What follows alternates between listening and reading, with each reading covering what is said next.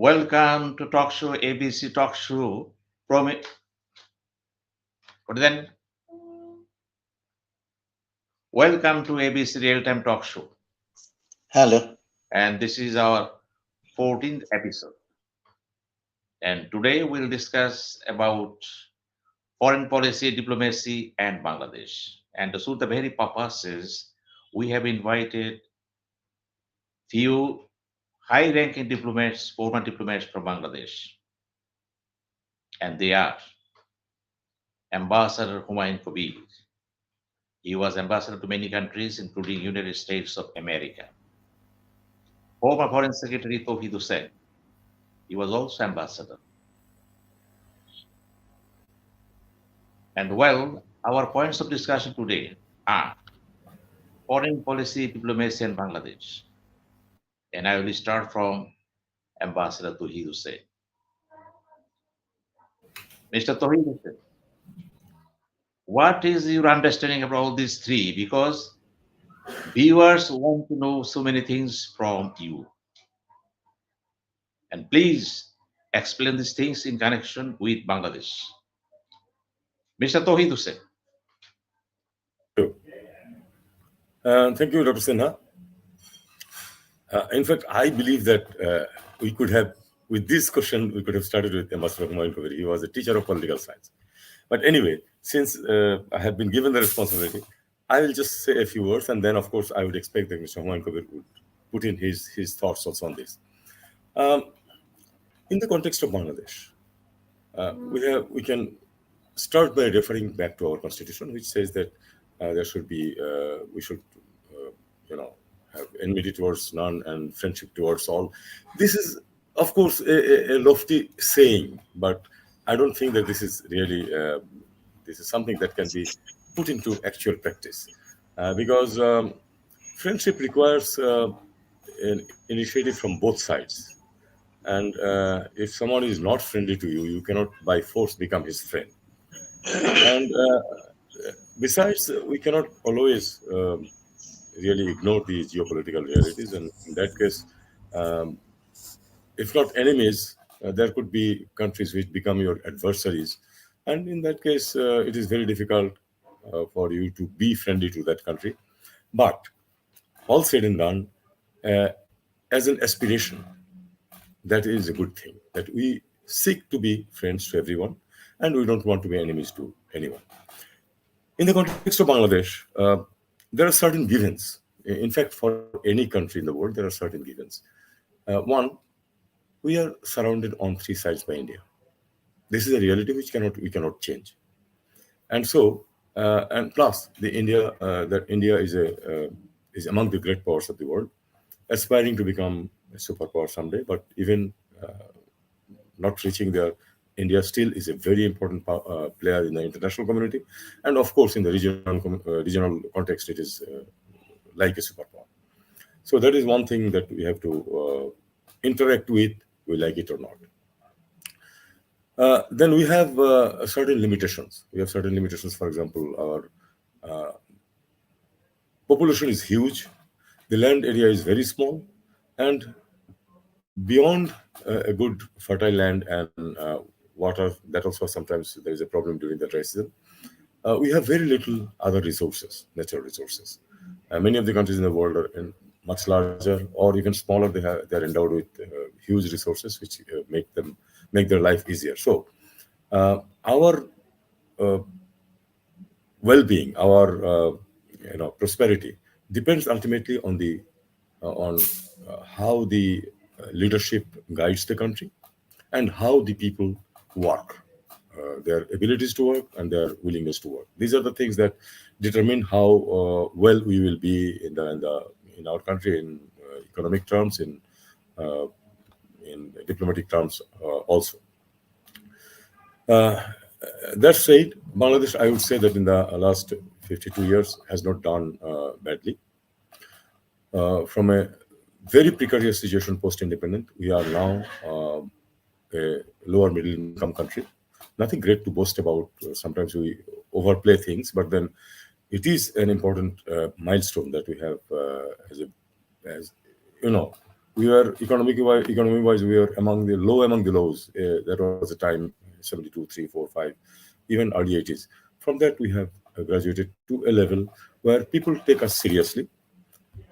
This has both positive and negative aspects, but the fact that every country aspires to become important countries, and we have some success in that area. Coming absolutely to the present situation, we are passing through a very challenging time because we have had a government which came with a very large mandate from the people in 2009. But then afterwards, in the two subsequent elections, the we cannot say with a, although legally and technically it might be correct, but when you think about the moral aspect and the people's aspirations, etc., we have not had the next two elections which can be called free and fair, and we are heading towards another election which is all set to become a stage managed thing. This doesn't speak very well for us because the beginning of our country, our freedom movement and independence, the basis was democracy, and it all started from the authorities not accepting the results of an election, of a free and fair election. So that way we are in a challenging time, and the world, it seems, is also divided on our election issue. So we have to hunt with the hound and run with the rabbit. We cannot, our economic realities will not allow us to take a side. So we have to keep all sides happy and at the same time look after our interests. I think I'll stop here and listen to my colleagues.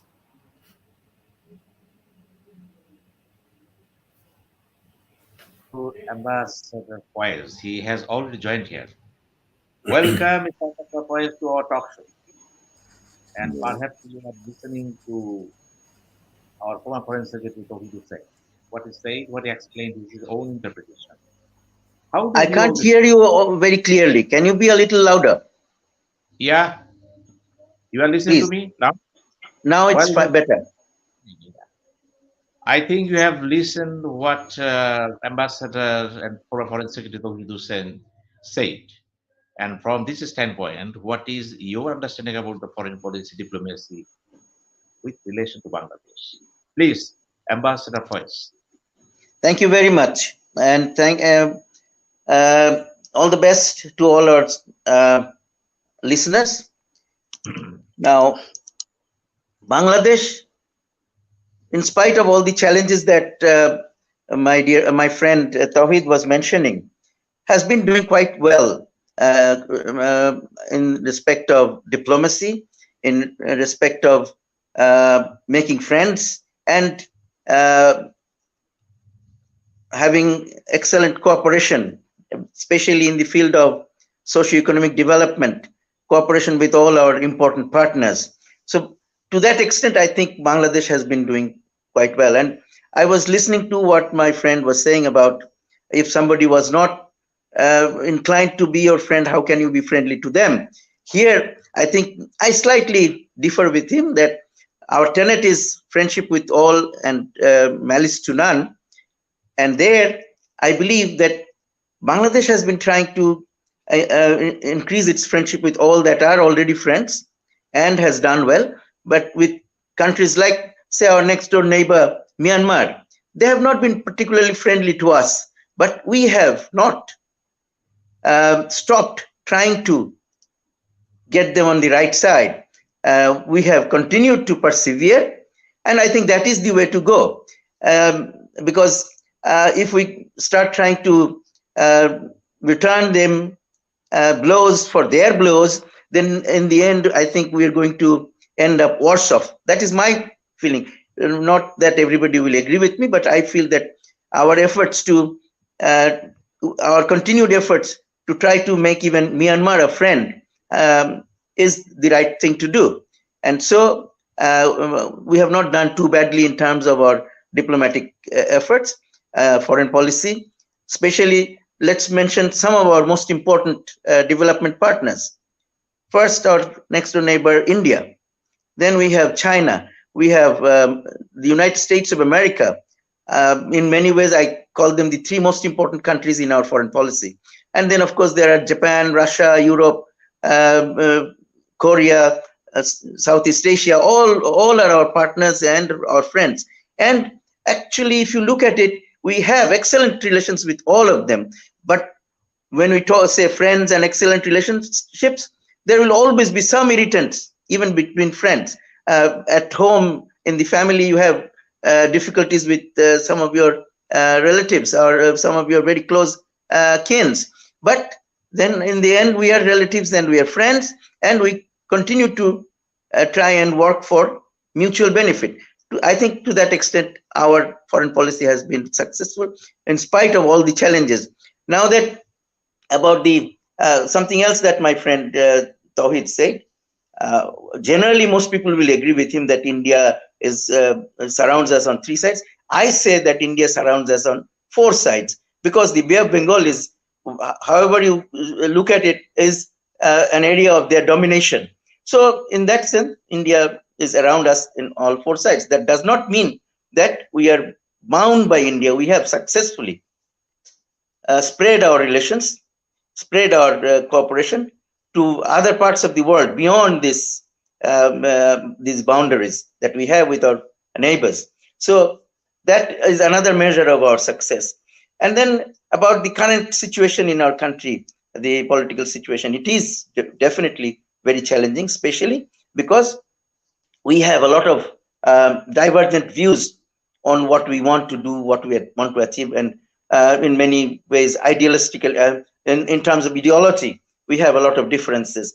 But one must understand that while we are trying to come together, bring the country together, unite, there has to be some agreement on the basic issues. Like we must all be on the same side in terms of our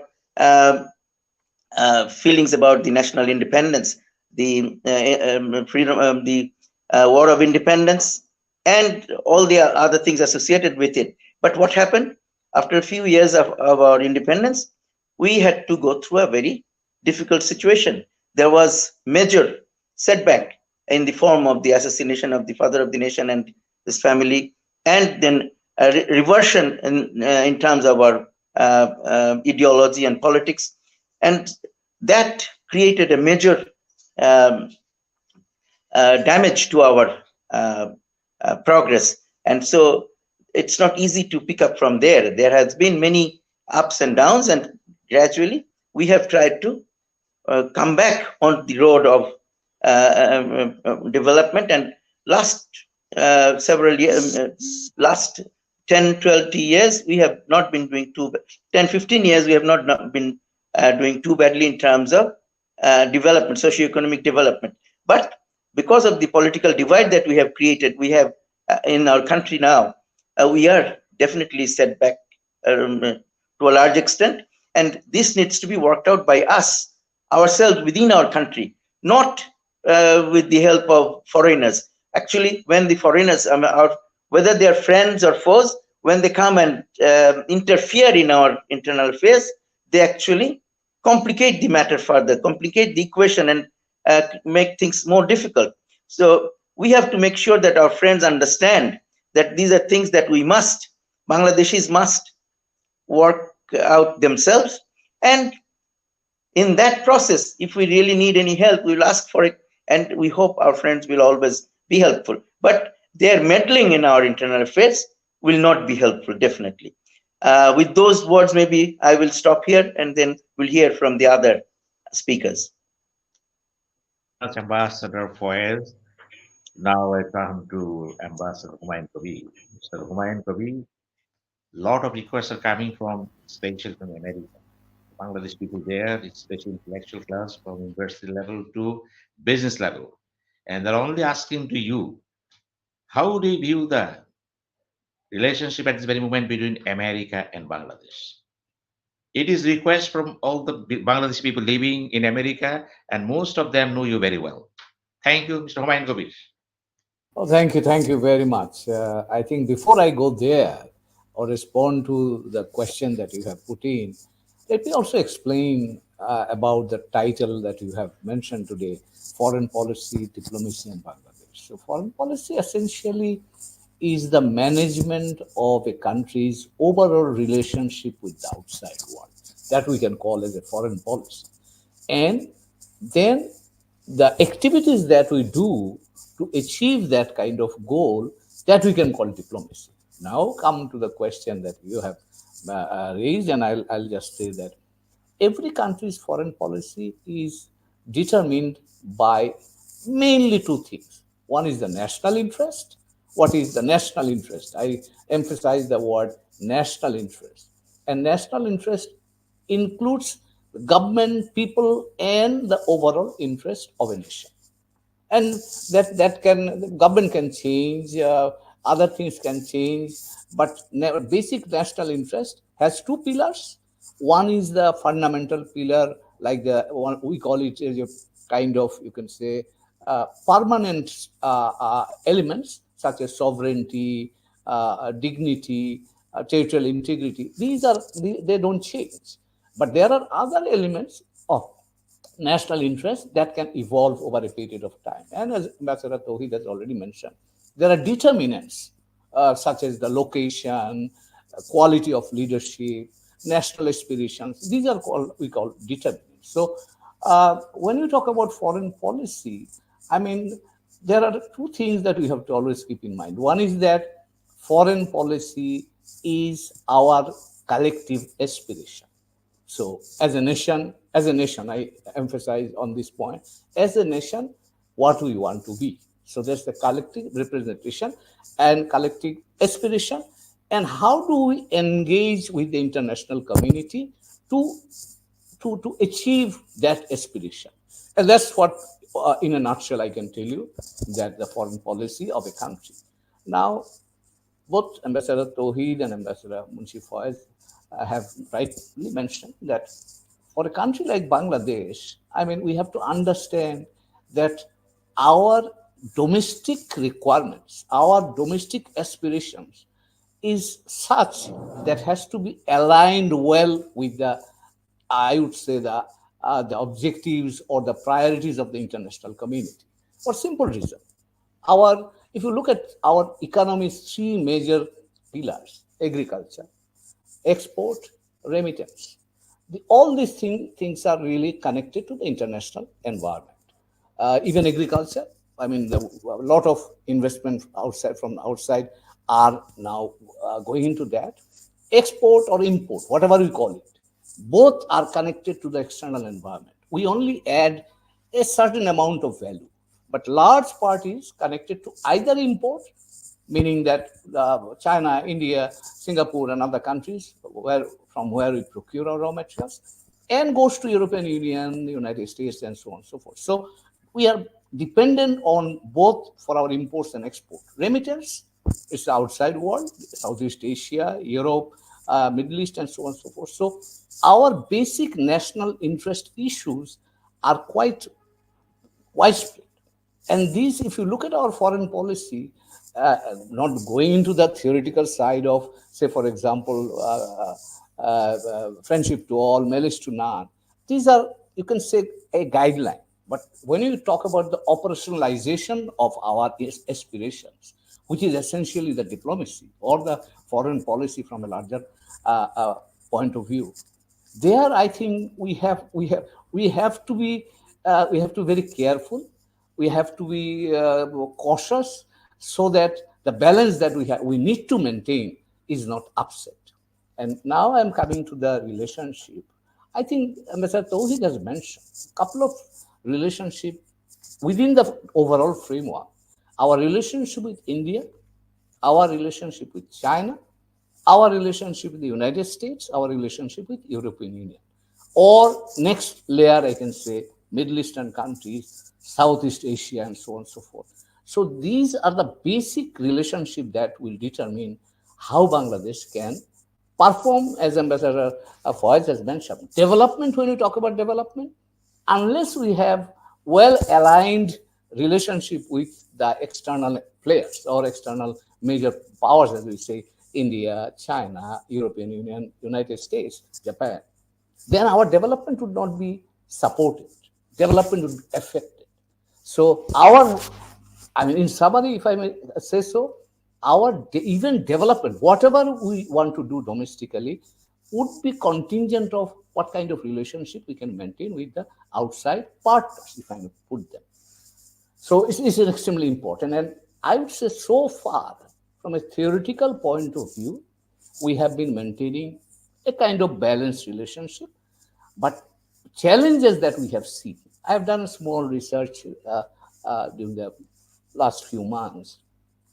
Most of our challenges in our foreign relations actually emerged from our domestic lack of consensus.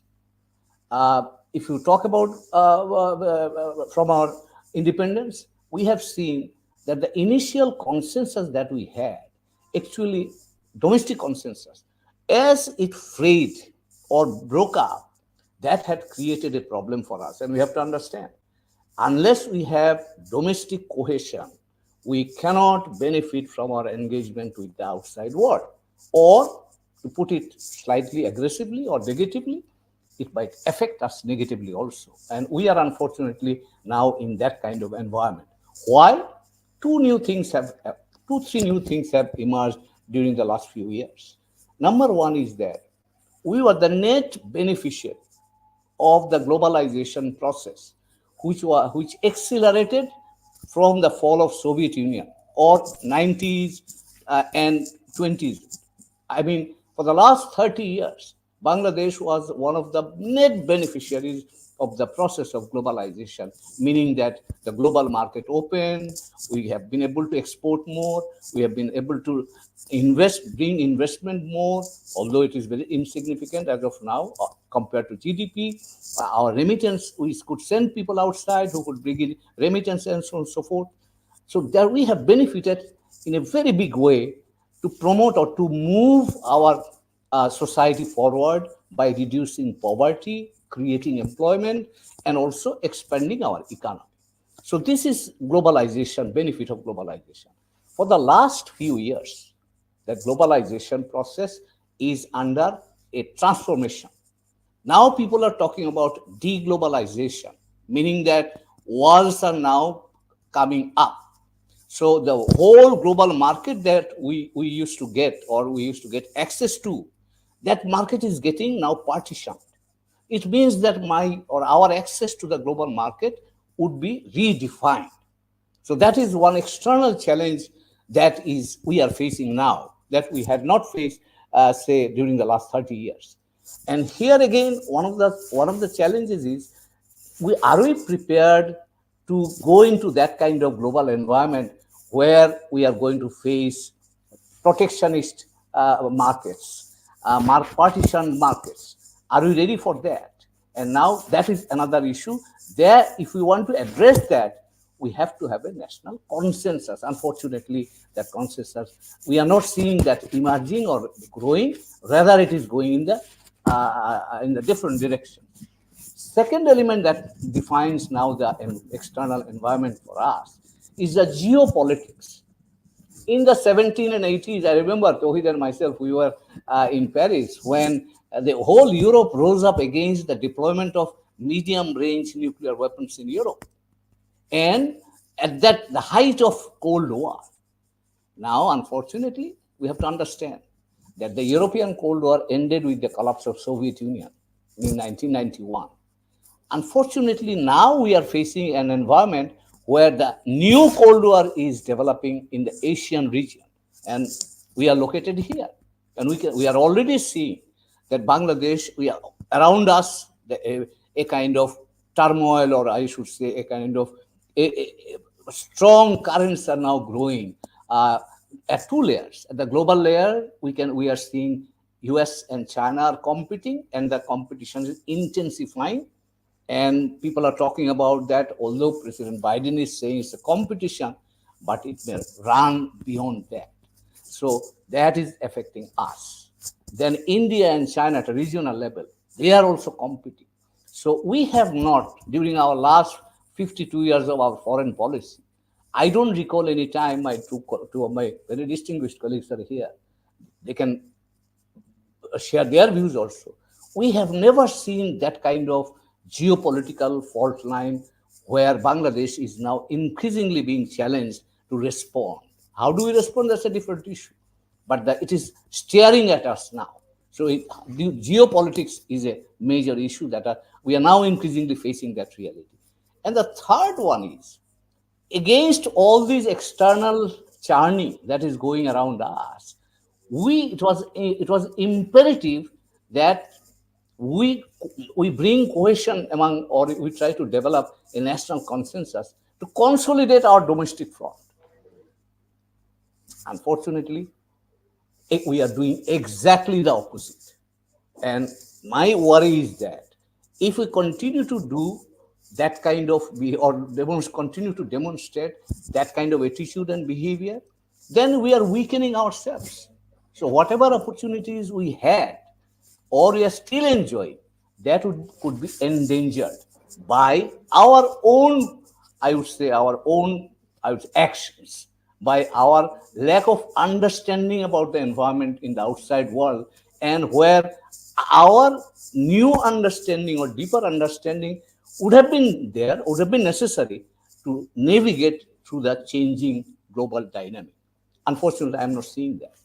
Now, your last point, I should say, United States, this is one of the most consequential of relationship that Bangladesh has. And it has two layers. We are not only talking, when we talk about US, we are not talking about only bilateral. I know bilaterally we have an extensive relationship. It's a multi-layered, multi-dimensional. But we have to understand that US is also a major player with us, or major partner with us, at a multilateral level also, at the United Nations. Just to give you an example, UN peacekeeping, where Bangladesh's reputation essentially at the global level, number one issue is the global peacekeeping under the United Nations. United States is a major player there. So whatever we do here,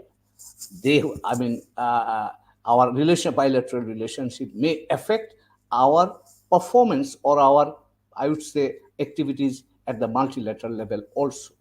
And now we are talking about the climate issue. Just 2 years back, we talked about COVID. Look at how diverse or how layered our relationship is becoming, is even beyond the bilateral relationship. So when we talk about our relationship with the United States, we have to understand that it is not like any other relationship. It has different angles, different dimensions, and also you have to understand, among all the countries that we are dealing with, we have most favorable relationship with the United States. I can give you very simple two ideas. Number one is, we import $2 billion maximum from the United States, but we export $10 billion. So trade is clearly in our favor. Look at the investment. The United States is still the largest investor in Bangladesh. Look at our relationship when we are suffering from COVID. United States gave largest number of vaccine to Bangladesh free of cost. So we have to, and peacekeeping I have already mentioned. So we have to understand the kind of relationship, and we are also now, our friends, Bangladeshi friends who are now listening, maybe, United States is also number one country of remittance. Now questions are being asked, but since I was there, and I know that my friends in the US will also agree with me, the remittance is growing because people who are living there, they are on a stable income. They can share more with us. Those who are in the Middle East, they are subject to market fluctuations, even in Southeast Asia. So United States as a remittance market, in my view, will continue to grow in the coming years as well, because Bangladeshi community is growing there. They are becoming more capable and economically more viable, and they can spare more money for us. And that's why I think the remittance from the United States is now showing some upward trend. So we have to be a little careful about what we are doing. I remember in 2007 when COVID hit, not COVID, it's the I think one cyclone Cedar hit us. Then it was a real crisis at that time. I remember Touhid might recall, and there was a crisis in Dhaka. What to do?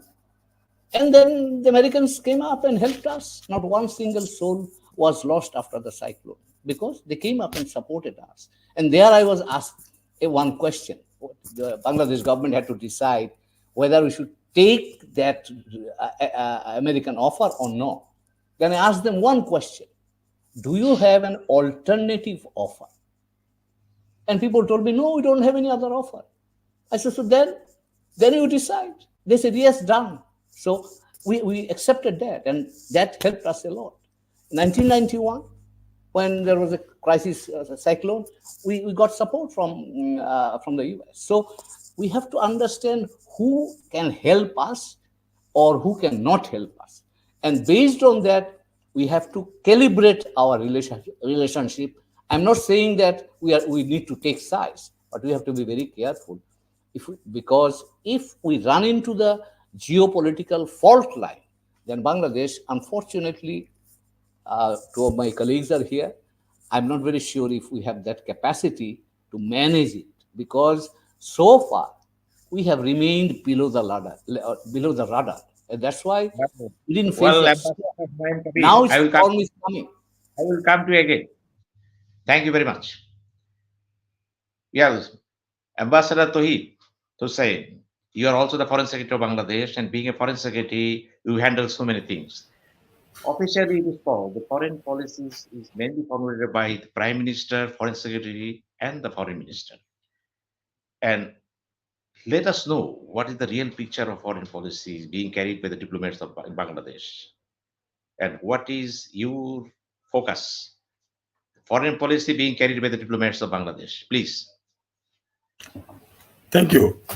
Thank you. It should not be fully correct to say that it's only the foreign ministry and the prime minister is involved in the formulation of the foreign policy. In fact, Mostly. well, mostly, but then, in fact, the entire government, all the ministry, because, for example, remittance is the business of which ministry? Expatriate welfare, etc., finance ministry.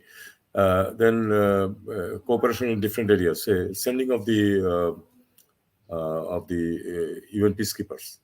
The Ministry of Defense or Armed Forces Division automatically gets involved into it. The coordinating role, of course, is of the foreign ministry. But then while formulating policies, I think different branches of the government have their own niches in which they put in their contributions. And overall, of course, in our system, it's finally the prime minister who takes the decision. But here, I would refer back a little bit to my colleagues, what they have said. For example, how and to what extent we have to take into consideration the extent of dependence. Dependence doesn't necessarily always have to be in a negative term. If we are doing a business, we are importing, we are exporting, some sort of dependence we have developed. And in the present context of the world, there is no country which can remain isolated. North Korea is trying, but then also it has its own backers. Therefore, for us, it is very important, as Mr. Humayun Kabir have said, that we have to decide what we do and how we cultivate the other powers. Faiz Ahmad has mentioned about interference by other countries. Of course, nobody likes interference by other countries in your country's affairs. But well, theoretically, that is fine, and it's always desired by all countries. But then we have to take into consideration the realities also. Realities are that the powerful countries will try and usually succeed in interfering in the internal affairs of other countries. And why do they do this?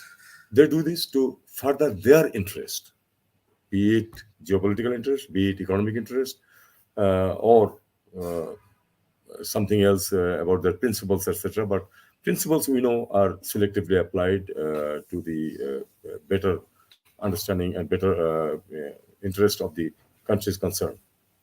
Now, we have to accept the reality and go back to what both our my colleagues have mentioned, is that putting our house in order. Because we have no consensus on anything, we do not have consensus on anything in matters of dealing with other countries. Although it's no use going to the number of seats in the parliament. We all know that there are clearly two major players in our political arena. 39 parties do not matter at all. It's actually two parties which matter. Peripherally, a bit Jamaat Islami and Jatiya Party, but that is peripheral. Now, since we do not agree on anything, the two sides never agree on anything, that gives the opportunity to the outsiders to intervene. And this has continued for a long time, and I do not see that this is going to stop very soon, because I do not see any indication that our political bosses are ready to sit together and decide on what is best for the country. Here comes the current situation. In the current situation, again, it is the government is accusing one side of interference, and then other people are also saying that, well, there are neighbors who also intervened in our internal affairs in 2014, and maybe also 2018. So this is, again, we cannot even agree that whether interference, which one is interference and which one is not. One party saying something about our elections is not considered interference, whereas the words of another party is considered interference by one side, and vice versa by the other side. Now, unless we can resolve this, countries, powerful ones, will continue to intervene in our affairs. The advantage the Americans this time have, the advantage that they have is that what they are saying it in their own interest. But what they are saying that we want to see a free, fair, participatory election in Bangladesh. Now, let's not get into the controversy of what is participatory and what is free and fair, etc., etc. 39 parties don't make it a participatory election.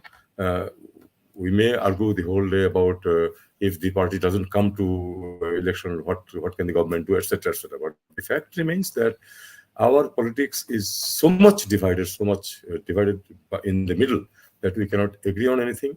And the US has a big advantage, saying that we want to see a good, free and fair election. There is no, which is also the aspiration of the people. Now, as long as that doesn't happen, it's not that the Americans will put boots on our soil, that they will not do, but they have a lot of, the West has a lot of instruments through which they can make our life really difficult. And what I believe is that it is imperative on us to challenge the situation, come to some form of understanding ourselves internally. I'm not very hopeful about that in a very near future, but that is the only way out of not allowing outsiders to intervene in our domestic affairs. Thank you very much, Ambassador Touhid Hossain. You viewers, we have another guest. He is Ambassador Shafiullah, and he was ambassador to many countries in Asia and Africa, including Libya. Ambassador Shafiullah, welcome to you to the talk show. And perhaps you have listened to the speeches of the three speakers here, and they spoke elaborately about foreign policy, diplomacy, and Bangladesh. Now, my simple question to you, as an ambassador, how do you view the present state of relationship between Bangladesh, America, China, and India especially? Well, Mr. Shafiullah. Thank you so much. I'm very sorry. Due to technical fault, I'm late. to enter the show. Well, I could hear Mr. Humayun Kabir and Mr. Touhid Hossain. Uh, I could hear them, and we have been talking on this issue for last, I think, about 2 years. The situation we see now uh, during the last 2 years, that the activities of the Bangladesh Foreign Ministry uh, was uh, more on the political side of the government, that is domestic politics. Uh, it was about 2 years we spent on celebration and observations. And then, of course, we fought COVID and the celebrations more than 1 year and other events. Now, because of the political situation in the country and the centering around elections, there is also for last several months, Foreign Office is in with the grip of the domestic politics, and it has no time virtually to attend to the issues which are going to happen or happening in Bangladesh. Virtually, they have no time because they have engaged so much in the domestic politics and the elections. So we could not separate domestic politics from our Foreign Office, and the autonomy of the Foreign Office perhaps is a doubtful position. The autonomy of the Foreign Office is to to watch events, examine events very objectively, and to advise the government what the course of action government may like to take. So that part perhaps is not it missing, because up to Foreign Secretary, the autonomy Foreign Office enjoyed before, it is just missing now. Politics has overtaken entire Foreign Office also.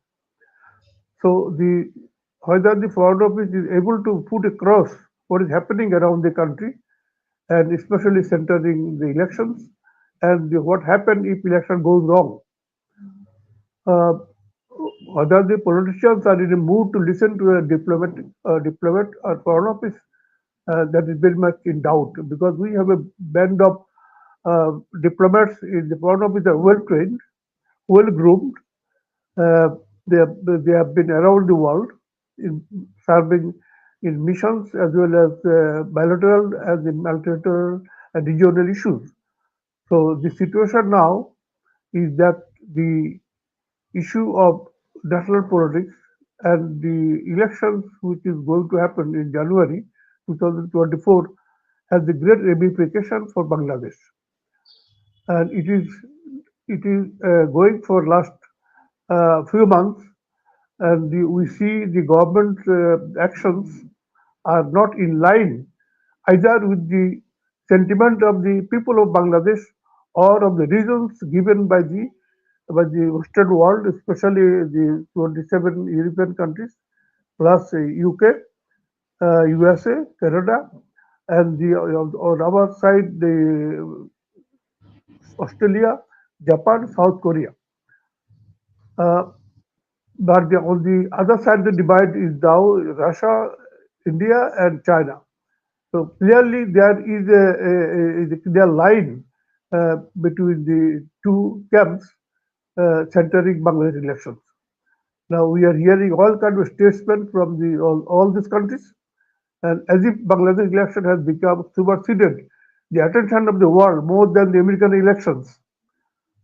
Being a small country in the far away in the corner of the world, we have been on the discussion in world capitals for a very wrong reason, that we could not have a good elections, a fair elections in the country.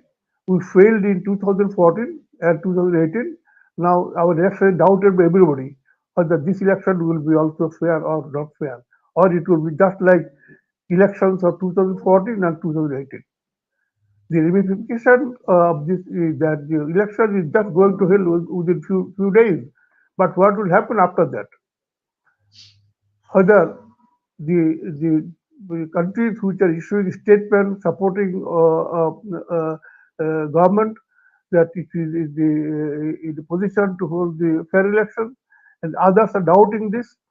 So as a result, after the election, there will be a spate of statements we can foresee, and maybe even some actions from some of the parties, because they, as Humayun said, they are our partners in development, partners in trade, partners in assistance, and they are providing assistance during the calamities as well as the other our activities.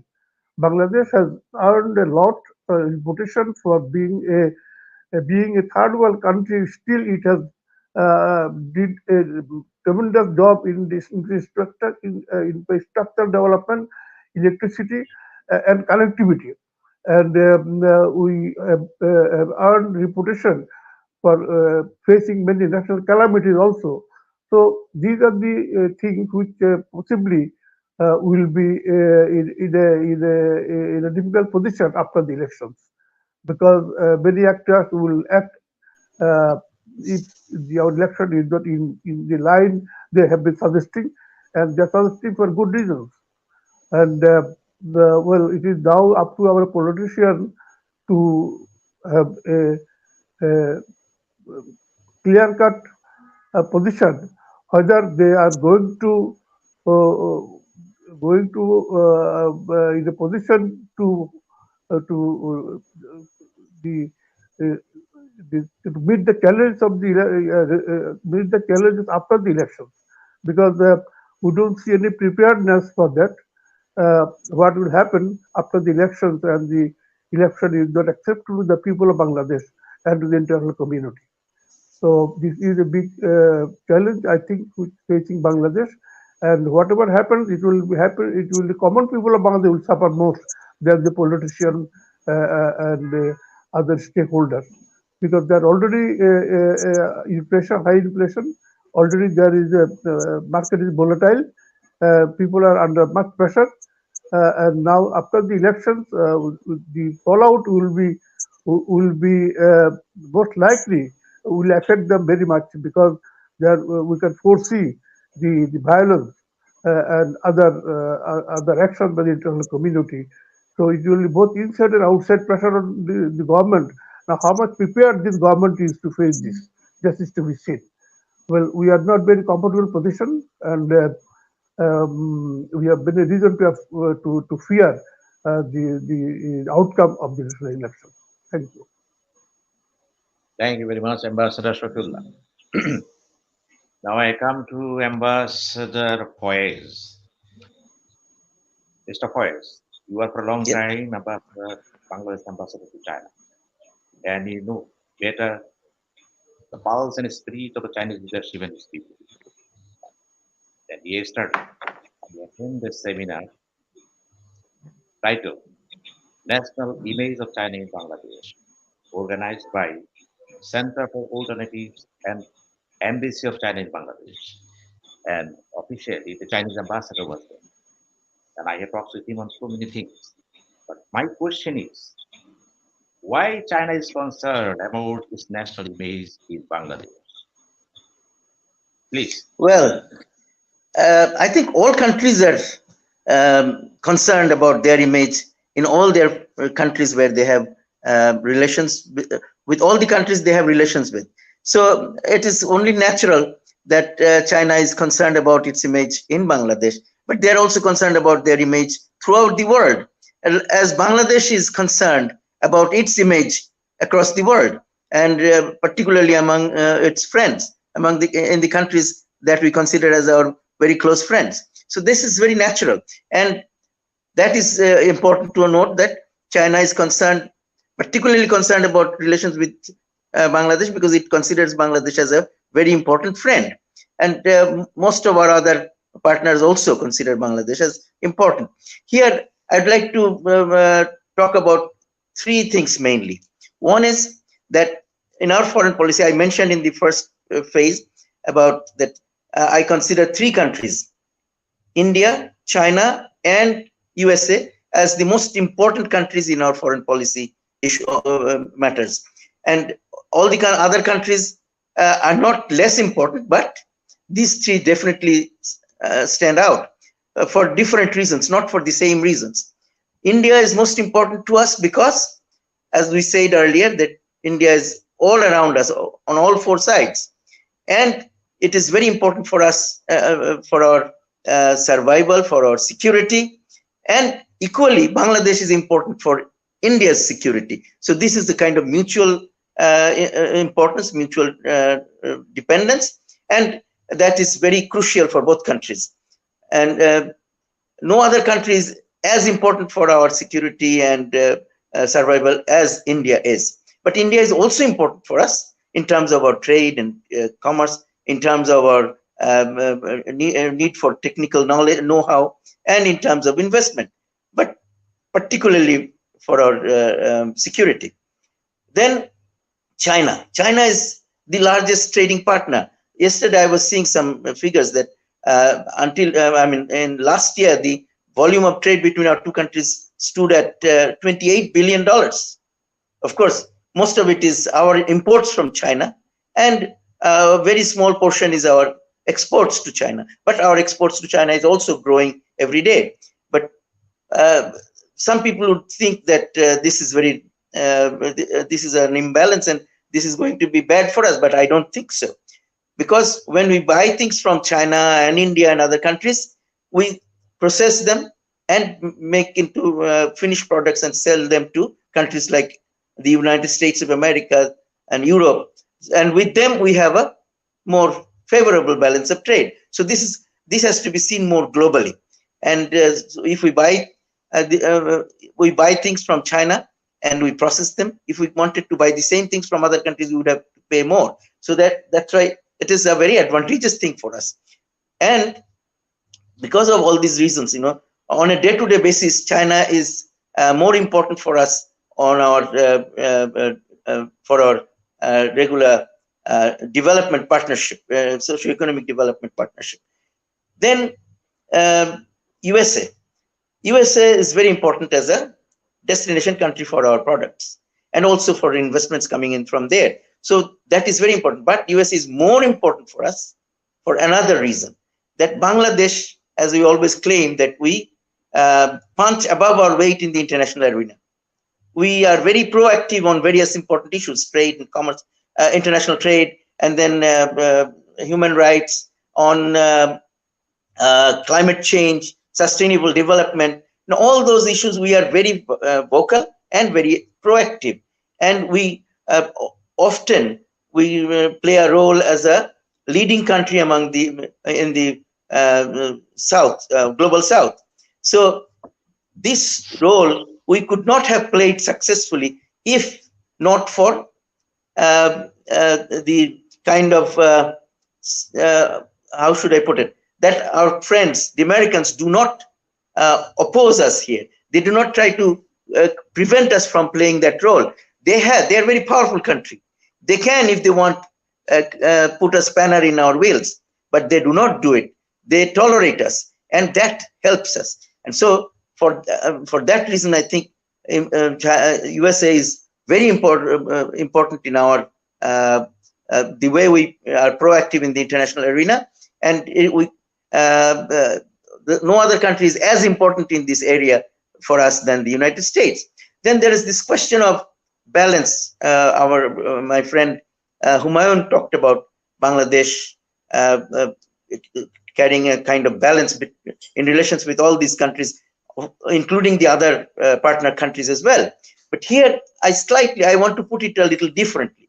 It perhaps means the same things, but I put it differently, that we are not trying to work out or maintain a certain balance that we have right now, that we are so much distant from America, so much distant from China, and so much distant from India. So we must always maintain this. No, this is something that is very flexible, and it changes from time to time. And so long as we pursue our national interest, that is a very important point that my friend Humayun made earlier, that national interest is the defining issue. That if we take our cooperation with all our friends on the basis of national interest, that on a particular project or a particular issue, so one country gives me the best terms and conditions, so I go with them. For another particular issue, another country gives me the best offer, so we go with them. So that is, once we are able to do that regularly on a regular basis, there is automatically a balance that happens. It's not that a fixed balance, it keeps changing, but it depends. If we work out our national interest appropriately with all our friends, I think the balance will automatically happen, and or a kind of equilibrium which keeps shifting, but that equilibrium comes in, and that helps us. And that is, we have been able to do that very well over the years, and that is, I think, we need to continue to do that in the future as well. We should not be too bothered about the current political situation, because there is very little we can do about it, as was said by Ambassador Touhid and others, that we are in a kind of mess in terms of domestic politics. There is a lack of unity or consensus, and so this is not going to go away soon. So instead of just stopping everything else to achieve that consensus right now, and within the next few days, and stop all the other things that are going on, I think we should continue with everything else, and at the same time try to work out the find out ways, think about how we can work out a consensus, even if it is several years from now. But we should keep thinking about it. But in the process, the advantages that we have already gotten from our friends, we should continue to keep those advantages and further work on them. And I don't think that there is anything very serious going to happen during this election. Maybe we should start thinking more about the future. So, and try to make these elections as good as possible. One thing that was talked about the participatoriness, yes, there are differences of opinion, but most important thing is that anybody who wants to participate in the election does not find any problem, is able to do it without any hindrance.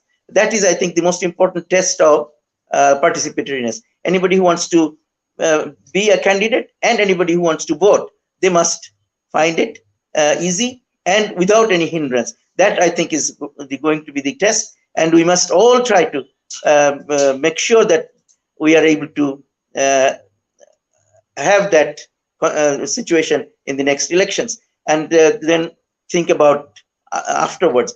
There's something else that was talked about the globalization and end of globalization. Yes, my friend Humayun talked about it, and I think that the 20 years from 1990 to 2010, this was a golden period of cooperation among countries, and that is when globalization was really making good progress.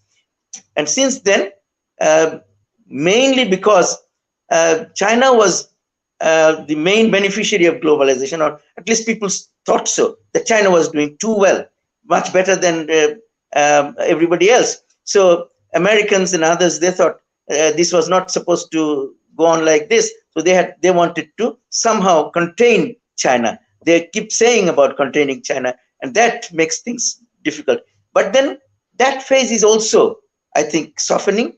There was a period when China was being denied technology or denied access to markets, the technology markets in other countries.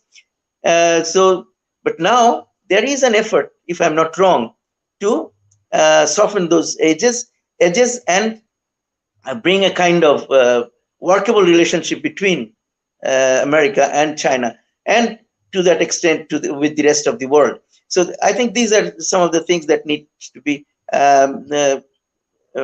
noted, and we should continue to pursue that. Whenever we talk to our friends, we must encourage them to cooperate so that we can also benefit from all those important big powers. We named some of them, and so if they cooperate well, it will be easier for us to benefit from all of them. So that is something else that I wanted to talk about.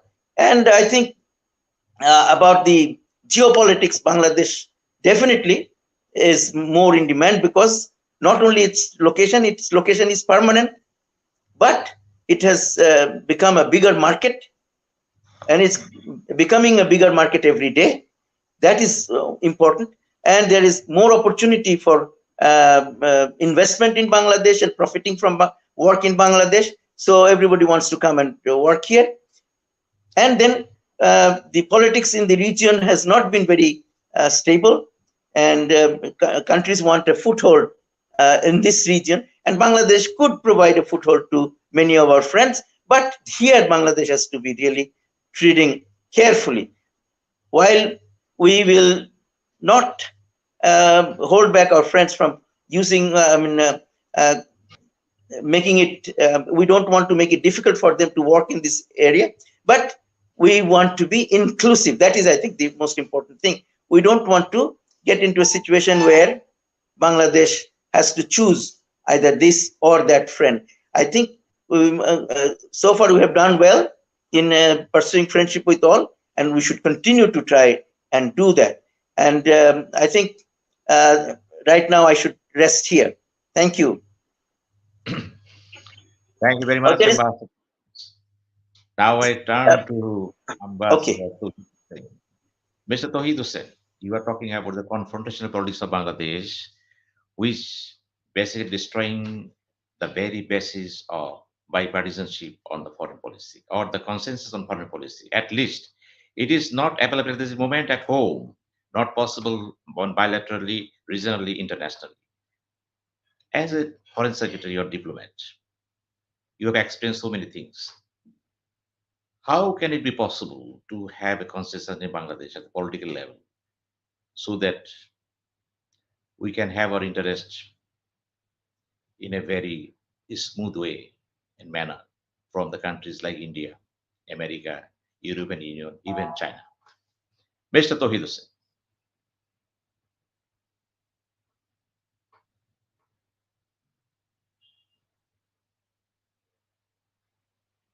Ambassador Touhid Hossain, you are listening to me? I could hear, but the last of what you want to hear. In the first place, it is not You go on. my cup of tea to try to develop a bipartisan attitude towards the issues that interest our country. We have not been able to do it in last 52 years, and I am sure that we are not going to have it in at least not in the next 52 weeks. Let's think about that. Meaning, the crisis or the possible crisis that we are facing at this moment, this will not be, I am more or less sure, this will not be faced or handled by by a bipartisan approach. That is for sure, because the two parties, as before, I'm discounting the others. There are two parties. The two parties are so far apart on many issues that it is impossible for them to really come together on foreign policy issues. Now, the thing is that when does a bipartisan approach come up? We have seen the working of the US Congress on many issues. Even sometimes UK Parliament does the same thing. But our problem is that now basic premise has certain limitations. For example, the basic premise limitation is that our parties, the two parties, our parties are never ready to accept the other to have won an election and that we have lost, and let us congratulate the other side, which even Maldives has done. The sitting president lost and he congratulated the gentleman Muizzuddin, who became the winner, and it passed perfectly without any hitch. But in our country, we know that there had been 4 good elections. All other elections are not really good elections. Even in those 4 good elections, the defeated party never accepted that they have been defeated and that the other party has won, always accusing the others. And the determination of the parties to continue in office by any means That is a basic tenet of the philosophy of our important two parties.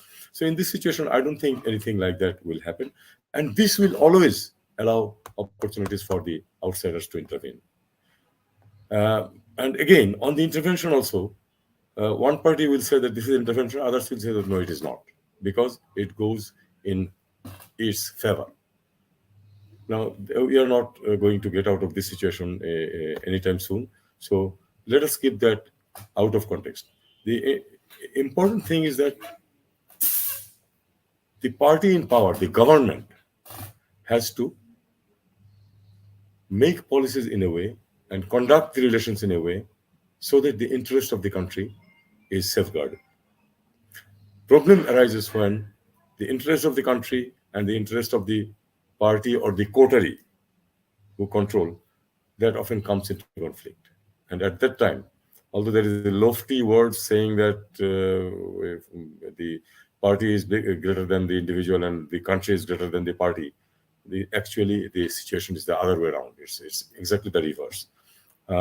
Particularly countries of the in the third world countries, it is always the continuation in power that takes precedence over the interest of the country as a whole.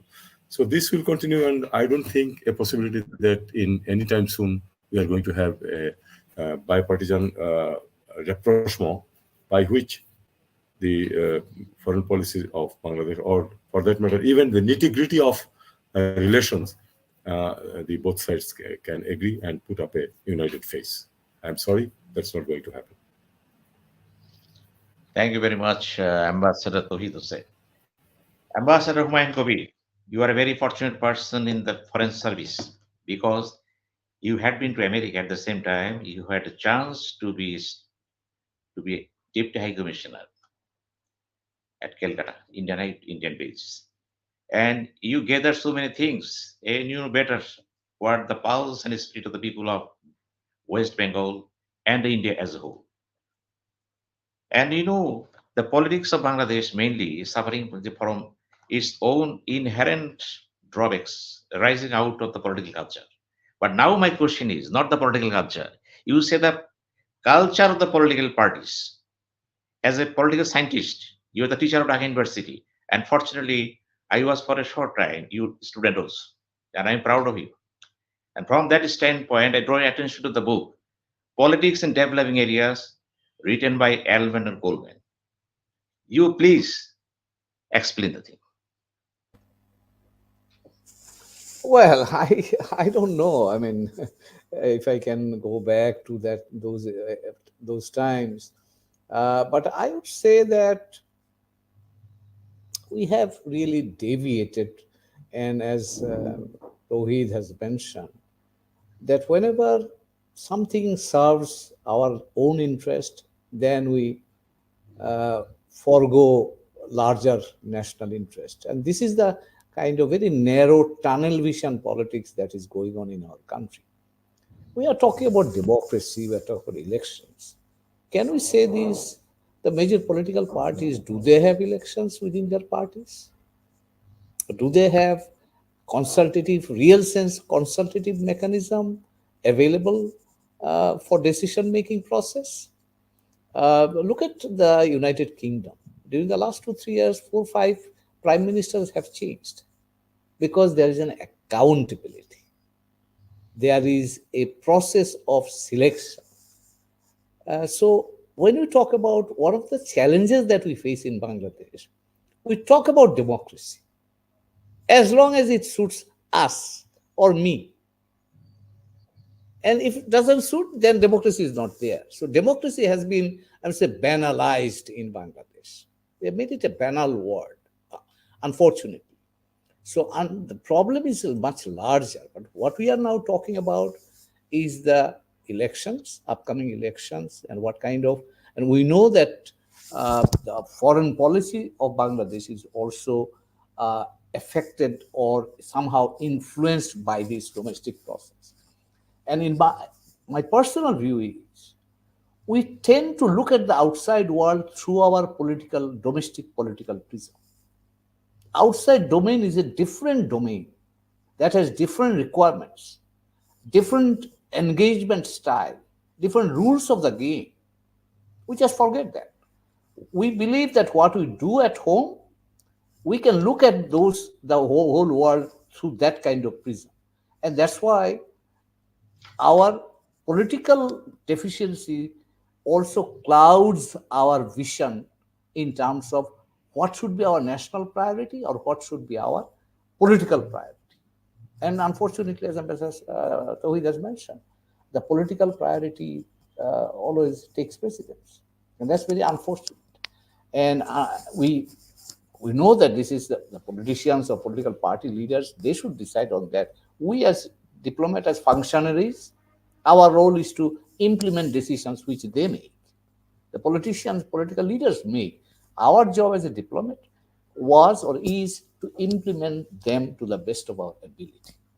And we cannot function also, Ambassador Shafiullah Bhai has mentioned, that the foreign ministry or our diplomats cannot function in this kind of contestation. Let me put it that way.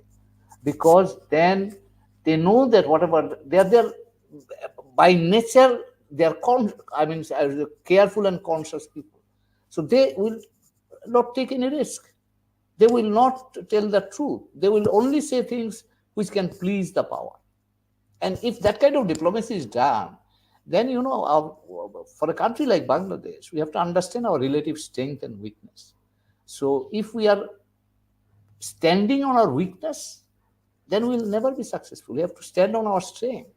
And that strength cannot be leveraged or marshaled if we are in a confusion, unfortunately, or in a divided environment.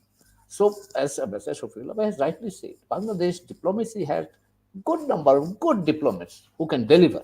They can deliver world-class service to the nation, but they should be allowed to function. And that environment has to be created by the political leaders. We cannot create that.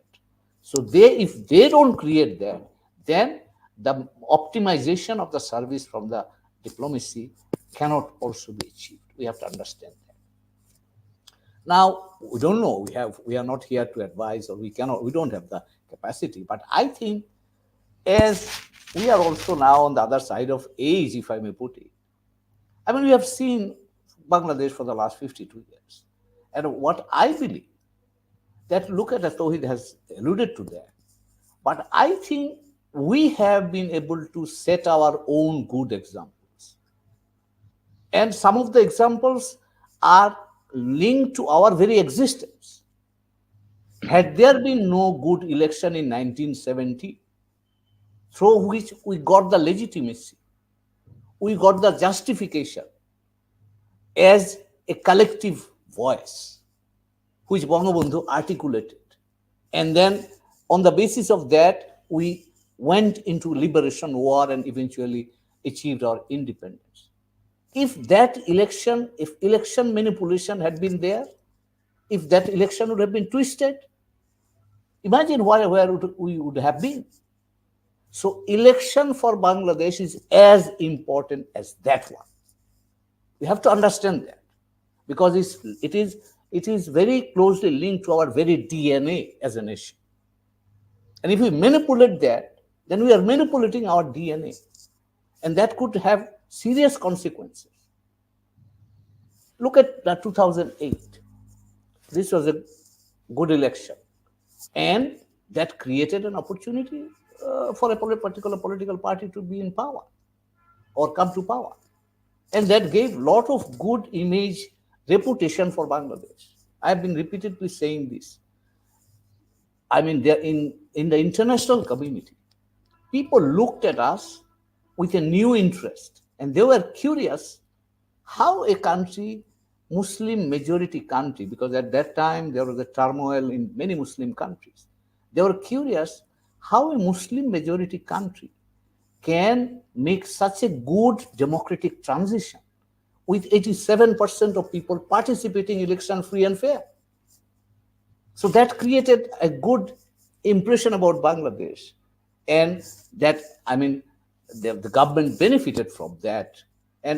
But now, if some people may argue that there would be nothing, there would be something. But the point is that if not anything, any flawed election cost our reputation as a nation. Point number one. Point number two, I tell you, if we are not really serious about that, two things I have seen. Yesterday, Bangladesh Bank has put out a report saying that hundi people are sending money, but they are using the hundi. What does it mean? People, it apparently what it seems is that people are losing trust on the institutions. And if the politics is not clean, institutions will lose attraction. And that may have consequence. We know what are the economic consequences we are facing now. Anybody, we can go to the bank and ask for dollars, and you will find banks are not giving us dollars beyond $300 per person. And some of the business people, they cannot open their LC because of the shortage of dollars. So we have to understand that consequences can come in a very different way. Nobody needs to punish us. Forget about that.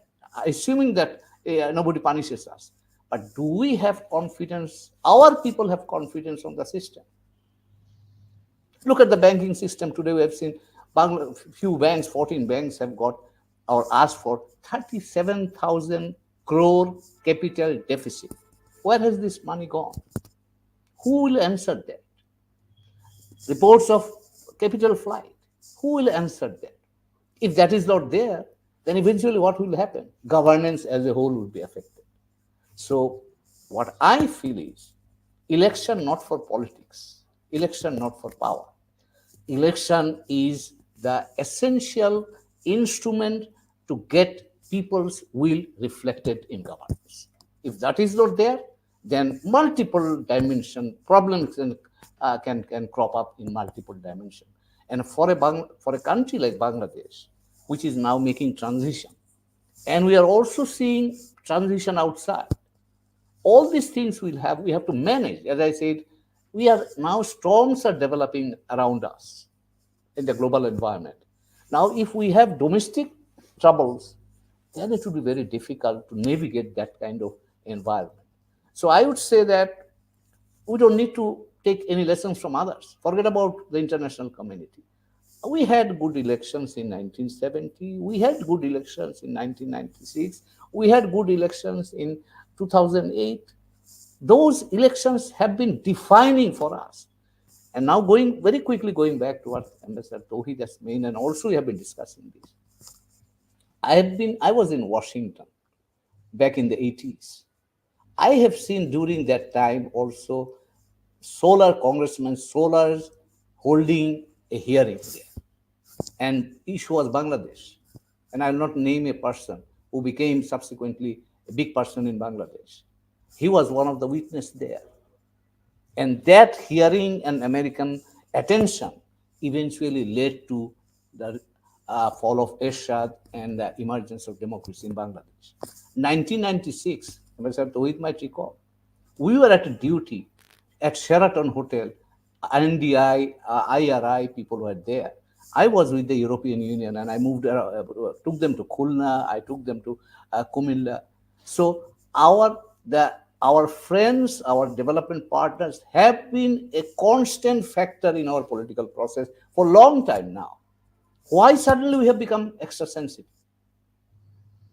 We have to understand what we have been doing. 2008, was not there our friends working with us to ensure that a free, fair, peaceful election can take place? So we have to look at ourselves, what we have done, what has been a good practice, what has given us the benefit, and we should try to emulate those good practices. Forget about the outside world. If we do that, if we only listen to ourselves, if we look at ourselves, I think we can find some solution or some pathway for the future. If we don't find, then we are going into a tunnel, and that tunnel may not be good for anybody. And I'm afraid that the country might suffer. But I believe that Bangladesh, as one of the most innovative, creative nations, deserves much better than what we are seeing today. Thank you. Thank you very much, Ambassador Humayun Kabir. He spoke very well, and touching on almost everything taking place at the very moment. Well, Mr. Ambassador Shafiullah, my simple asking to you, you know very well there is a standing committee in the Ministry of Foreign Affairs.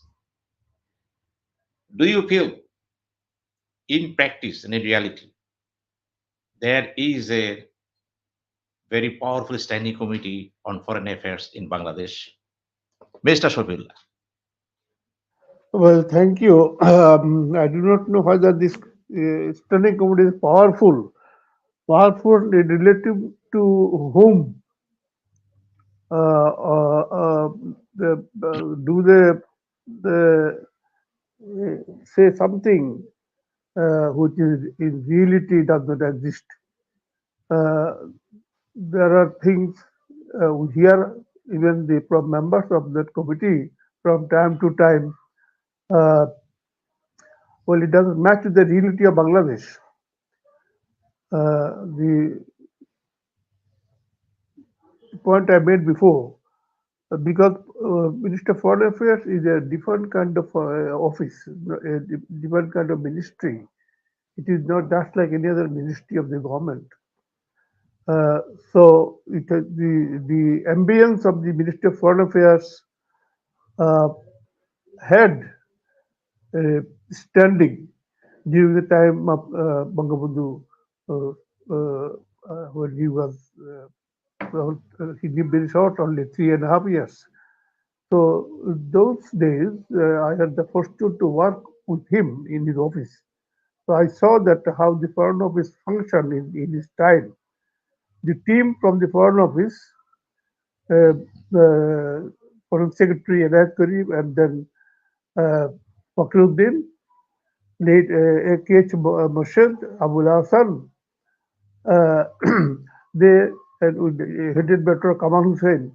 They used to formulate the foreign policy of Bangladesh. It is a very new country. We did not have foreign office in Bangladesh before. It is Bangabandhu who laid down the stone for the Bangladesh foreign office and foreign policy. These are the team they work with him, and they formulated foreign policy because of their experience during Pakistan period. They are the level of director or director generals, and then Bangabandhu used to listen to them, and most of the time what they said, he gave much weight to their sayings, their findings, and then he would add his political angle to the findings of the foreign ministry, and then he used to guide them which direction a particular policy should go and how they would execute it. That was the time foreign office had uh, the autonomy of studying in details any given issue. In those days, mostly our issues were with India. India, because of the Libya War, their contribution, and subsequently POWs deals with Pakistan.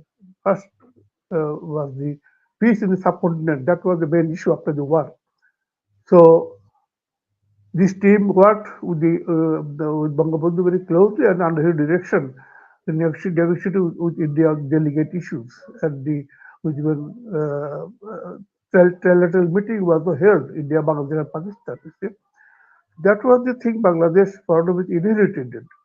But now, if you compare this, what I see after the so-called democratic regime after 1990.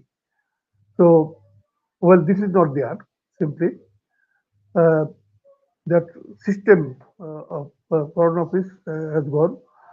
Uh, as I said before, national politics, domestic politics has taken over the foreign office. So, there is not much thing they can do, and if the substantive thing does not come from foreign office, then how standing committee can help it, and how the study committee, how much time they devote on the foreign policy of the country. I hardly find them visiting foreign office. They are more interested to be busy our embassies abroad, but not the foreign office. That is one thing. And the other thing is this: if they feel something, also they whether they can put across to the policymakers that should not be done, this should be done, and this is the way we should go ahead with this particular country or the particular issue. But I doubt it very much that the other thing would have been different. The other issue being that the crisis we are, or whatever we may call it, maybe crisis or may not be a natural event of election. That is bothering us much because it's destined to happening on 7 January, unless there's any other earthquake happened or nothing like that. But then what will happen after that? That was worrying much me. That because you can see a clear polarization of the superpowers and the major powers and the regional powers centering around Bangladesh election outcome. So that is the point whether we can offset it. As my colleague was saying this, and we have been saying it for many months, that only a fair election could keep away the foreign influence in Bangladesh or foreign hands in Bangladesh.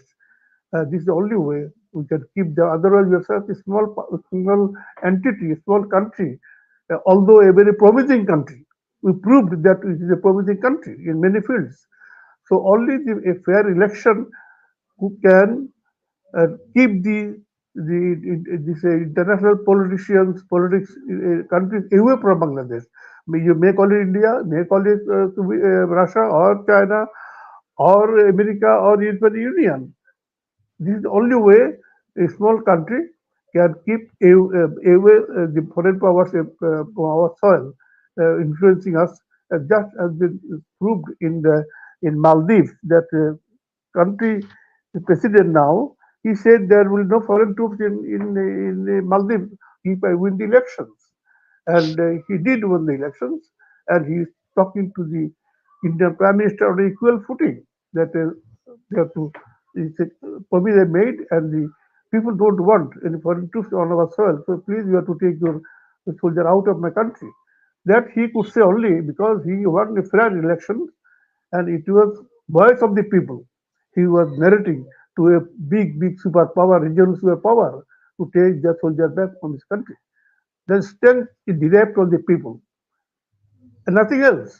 In a small country, the people is the power, and what the people say, a government must listen to them. And elections should be held so that those people, can elect their government, and that government will be powerful to keep away any country, any major or mighty countries. And Bangabandhu proved it in his own time also that these major powers, he did not allow anyone to put their feet in Bangladesh. Even he requested Indian government the very day he landed in Delhi that you have to take your soldier out of my country. So yes, he could do that because he was a people's man. So this is the thing. We have been saying it. Our respect will depend on what kind of government is ruling us and what is our commitment to our own people. If you do not obey, respect our own people's wishes, sentiment, then a country can never be powerful. A government can never be powerful. So I would say this much that Bangladesh deserves a fair election. And a fair election does not mean that the ruling party will go down and another party will come back because this government has given a tremendous boost to the development activities, and it touched people's life in any sphere, from the rural village to the township. This government has done a lot of activities which are very visible. I can even say that the electricity. Now, at one point of time, 2006 or 5, that we have no, virtually have no, we are living in a dark. Now we have come to a position that every home has light and industry is going on because these are the visible things. And you can see road connectivities, bridges, culverts. These are the visible things. So why a government doing all this good work is afraid to give a fair election? That is a dilemma to me and to many of us and abroad also. Because the wars are very visible now. One did not say that I did this or that. You just see, you go anywhere in Dhaka city or you're outside Dhaka city, you can go to Well, villages. I go to my villages, I see that so, Pakka roads, Shafiullah, thank you electricity, very much. gas. You see, We are talking so about a the government who did so much job should not be afraid to give fair election. And it's a Shafiullah. dilemma to me why it is not given. And Your many time people are asking why it is not given. So we wish Ambassador, this. your time is over, please. Now I come to former Foreign Secretary Mr. Touhid Hossain. As I raised the question of Standing Committee on Foreign Affairs, you were the Foreign Secretary. Do you think that the Standing Committee on Foreign Affairs can play a more positive role to strengthen the foundation, the foreign policy of Bangladesh? Mr. Touhid Hossain. Thank you. I think it has a very, in my opinion, it has a very straight answer that no. Um, I have attended a number of meetings of the standing committee, not for much time of my career because most of the time I was 2 years and 7 months a foreign secretary, and almost 2 years passed during the caretaker government when there was no parliament, so there was no standing committee. But then when the standing committee was established in early 2009, I attended a number of meetings that took place. Frankly speaking, there is a good discussion that takes place. The foreign minister himself or herself is also there in the committee. It is chaired by someone other than the foreign minister, of course. But the problem is that it makes it listens to different opinions, then makes recommendations. But those are just recommendations. In our system, the standing committee recommendations have no force of law. It goes to the ministries, different ministries, because foreign policy, as I said, that a lot of ministries are involved. Say, for example, if the allowances have to be increased, it finally goes to the finance ministry. You have to negotiate it with the finance ministry. It's just like that. So now the standing committee on foreign affairs makes a number of recommendations. Neatly, it is typed out and then sent to the foreign ministry and to the other relevant ministries, and it stays there. Foreign ministry itself can take some external actions which is within their jurisdiction. To some extent, they can do that with the help of the foreign minister if he or she is convinced. But other ministries, and it's not only the foreign affairs committee that is in this situation. Many of the ministries have their committees, and the recommendation just go and pile up dust in the files. They are never really. Often, very good recommendations are made, but they are completely ignored. So this is not really a very powerful thing. Of course, I would not say that it's absolutely useless, because at least the issues are discussed and then it is disseminated.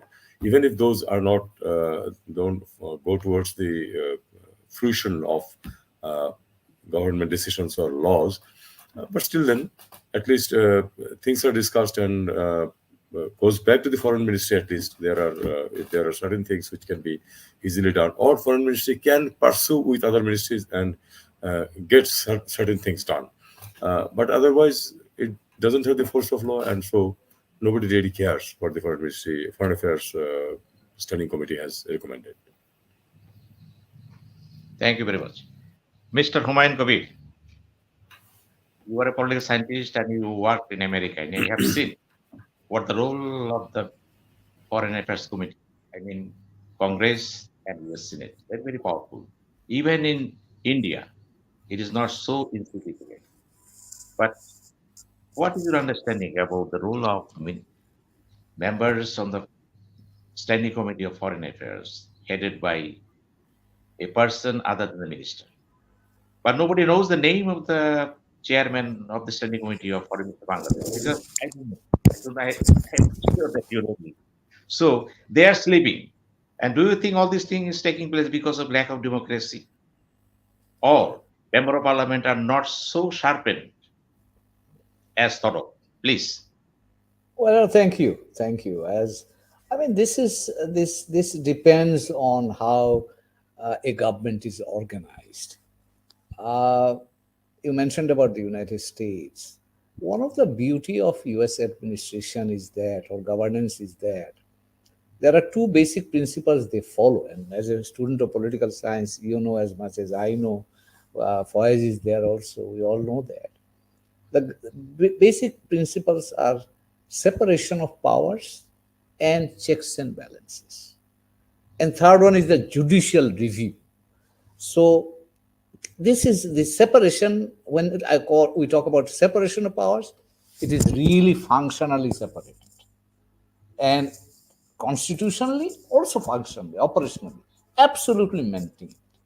So that is why where, and we may have seen recently. I can just give you an example. That in the Congress, the budget, supplementary budget was there, and the budget was stuck for two issues. One issue was the migration from Mexico and Latin American countries. The Republicans made it a point, and they said, unless this issue is resolved, we will not release funds for Israel and Ukraine. And this is still in a logjam. So unless, and you have seen President Biden was very nervous because the Ukraine is now fighting the Russians. They need money, equipment, and so on and so forth. But he can't deliver anything until the Congress appropriates money. So this is how the US government works. President Biden, as President of the United States, might look the most powerful man in the world, but his powers are limited by the Constitution, by the practice, by the operation of governance. So and because of this, the Senate is the authorized body to deal with any external issues, and Senate is so much powerful. I can tell you. I mean, it is just for an understanding.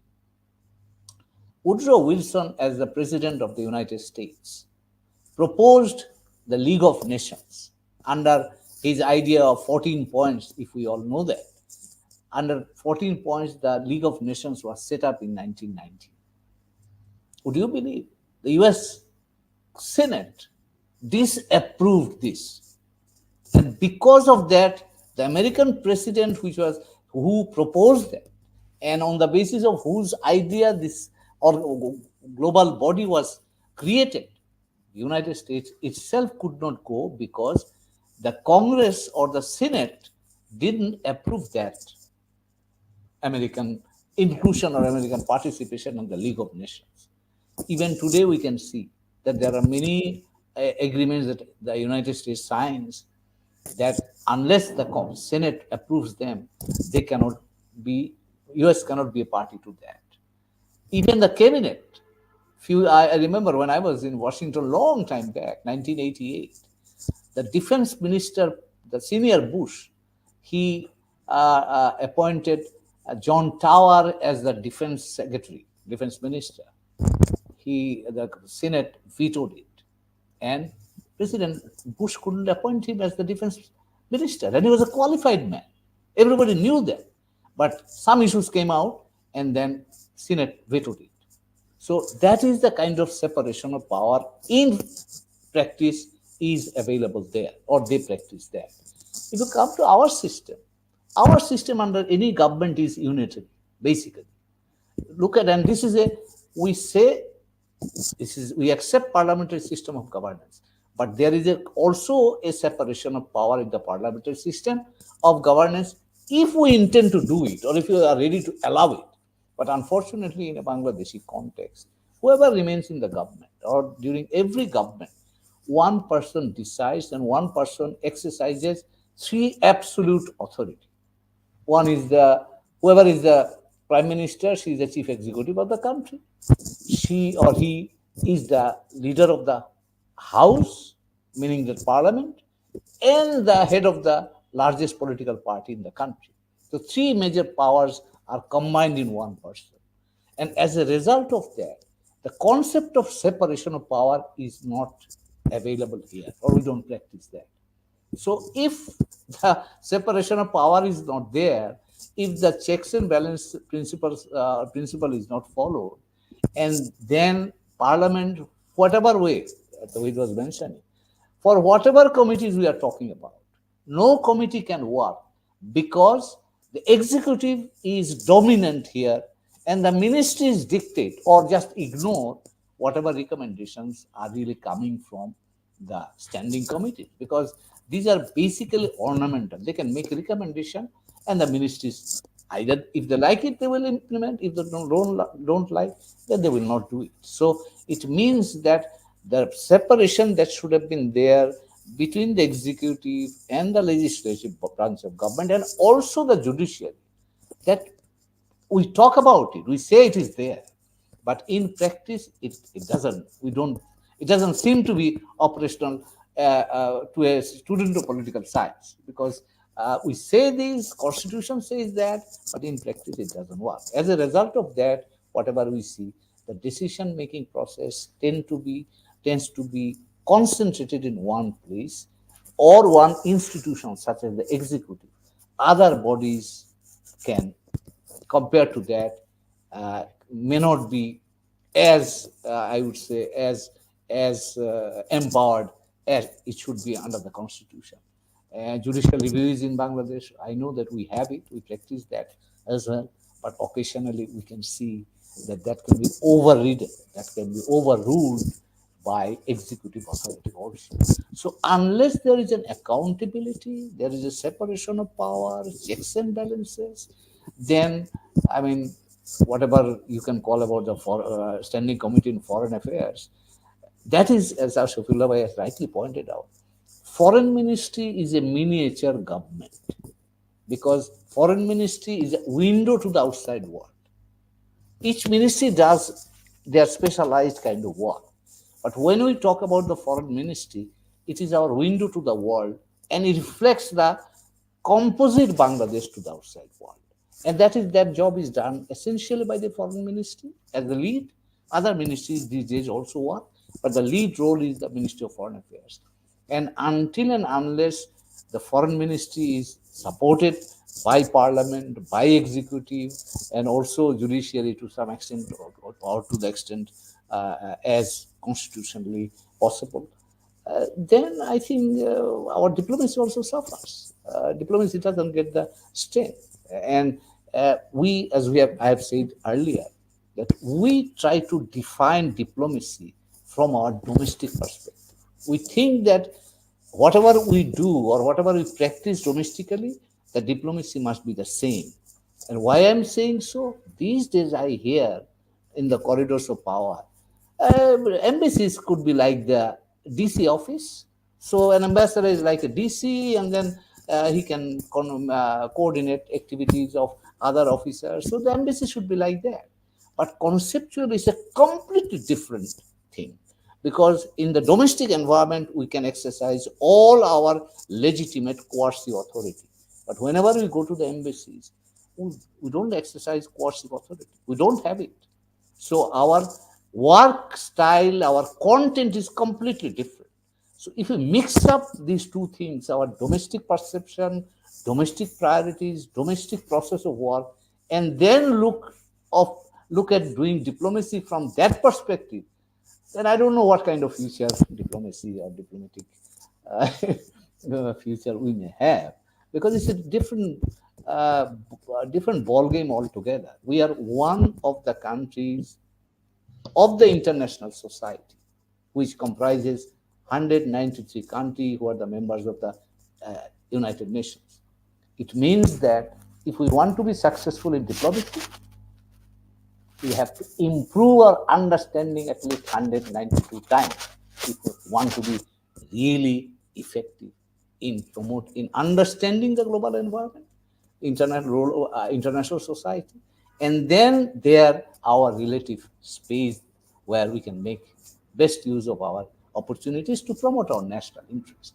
So there Well, are a lot of things jumbled up together conceptually, operationally, and also I would say practice wise. So thank you I'll very much. stop here. Thank you. Thank you very much, Ambassador Humayun Kabir. You explained in such a way as if I was spellbound to listening to you. Really, you have made a very wonderful picture of the foreign ministry and foreign policy and the functionaries of the government. My last asking to Ambassador Faiz, Munshi Faiz, and you have only 3 minutes time. What the other speaker says, you just have your own comment here. Thank you. Well, first, let me congratulate Ambassador Humayun Kabir on a very vivid description of the system of politics, a system of government where we need separation of powers and checks and balances, and that is very important. But it works differently in different countries, and I tend to also agree with our friend Touhid that although it is not the most powerful institution, it is useful. It does ventilate views, and it helps. Whenever we want to listen to it, it helps. But then let's leave it there. I want to make two very different kind of points, two very positive but short points. Number one is this: that in spite of all our difficulties, from our discussion today, we have found out that that our people have talent, they have creativeness, and they have various kind of abilities keeps coming through, and that keeps taking the country forward. So that is one of the positive things. In spite of all the challenges and difficulties, we keep moving forward, and we achieve development continuously. That is one. Number two is the other one, that in spite of the various difficulties, differences that our political parties have among themselves, and during our political discourse, they keep fighting each other. In spite of that, whenever a particular party goes to power, it usually there is very little difference in the basic foreign policy. They try to keep the foreign policy almost similar, and the idea of the goals of the foreign policy remain the same: to pursue national interest abroad, and their development takes priority. But some changes take place according to the ideology of the particular party. This government may veer closer to some friends, while other government may veer closer to other friends. But generally, I think that foreign policy remains more or less similar, same, and therefore our foreign policy doesn't get affected too much by the differences that we have in our politics, except that our politics, if there was more consensus among our parties in the domestic politics, then our foreign policy and pursuit of our foreign policy would have been so much more strengthened and more powerful, and would have brought more benefit to the country. But we have to live with what we have and hope that things will improve in the days ahead. Thank you. Thank you very much, all the ambassadors here. And this is a point. We have to move because our time is almost nearing. And before that, I would like to summarize the talks expressed here with all the ambassadors here. Viewers, all the ambassadors here, so the senior most ambassadors of the foreign ministry, and they have performed their role in a very positive mood and mood in different countries with success and achievements. And they uphold the image of the country like anything. And that's why their heads are very high all the time. And we are proud of them. And thank you very much, you all. And we'll meet you very soon again in the next episode. Thank you very much.